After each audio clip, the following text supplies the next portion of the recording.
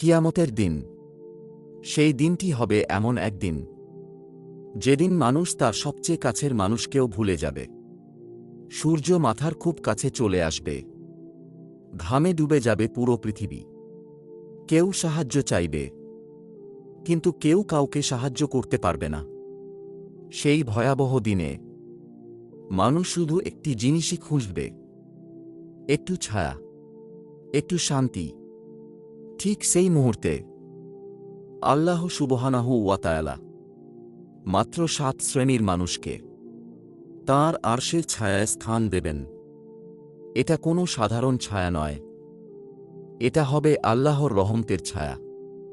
প্রথমত, সেই ন্যায়পরায়ণ শাসক, যিনি ক্ষমতা পেয়েও জুলুম করেননি, যিনি নিজের স্বার্থ নয়, আল্লাহর ভয়কে প্রাধান্য দিয়েছেন। আজ দুনিয়ায় তাকে মানুষ ভুলে যেতে পারে, কিন্তু কিয়ামতের দিন আল্লাহ তাকে ভুলবেন না। দ্বিতীয়ত, সেই যুবক, যার যৌবন কেটেছে আল্লাহর ইবাদতে। যখন চারদিকে গুনাহ সহজ ছিল, তখন সে আল্লাহকে বেছে নিয়েছিল। যখন অন্যরা হারামে ডুবেছিল, সে তখন সিজদায় মাথা রেখেছিল। তৃতীয়ত, সেই ব্যক্তি, যার হৃদয় সবসময় মসজিদের সাথে যুক্ত। দুনিয়ার কাজে বের হলেও তার মন পড়ে থাকত মসজিদে। নামাজের ডাক শুনলেই তার হৃদয় সাড়া দিত। চতুর্থত, সেই দুই ব্যক্তি, যারা একে অপরকে ভালোবেসেছিল শুধুমাত্র আল্লাহর জন্য। কোনো স্বার্থ ছিল না, ছিল না দুনিয়ার লোভ। আল্লাহর পথে মিলেছিল, আল্লাহর পথেই আলাদা হয়েছিল।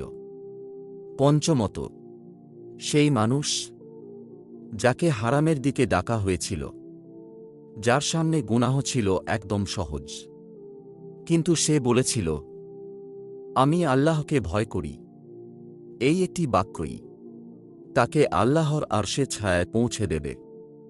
ষষ্ঠত, সেই দানশীল ব্যক্তি, যে এমনভাবে দান করেছে যেন তার বাম হাতও জানে না ডান হাত কি দান করেছে।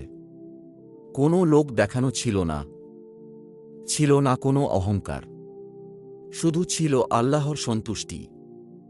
আর সপ্তমত, সেই বান্দা, যে নির্জনে আল্লাহকে স্মরণ করেছে। কেউ দেখেনি, কেউ জানেনি, শুধু আল্লাহ দেখেছেন, আর তার চোখের পানি তার ঈমানের সাক্ষ্য দিয়েছে। হে আল্লাহ, আমরা খুব দুর্বল, আমাদের গুনাহ অনেক, আমাদের ভুল অসংখ্য। কিন্তু হে আল্লাহ, আমাদের অন্তরকে তুমি ঠিক করে দাও, আমাদের নামাজকে কবুল করো, আমাদের চোখের পানিকে মূল্য দাও। হে আল্লাহ, সেই ভয়াবহ দিনে, যেদিন কোনো ছায়া থাকবে না, আমাদেরকেও তোমার আরশের ছায়ায় স্থান দিও।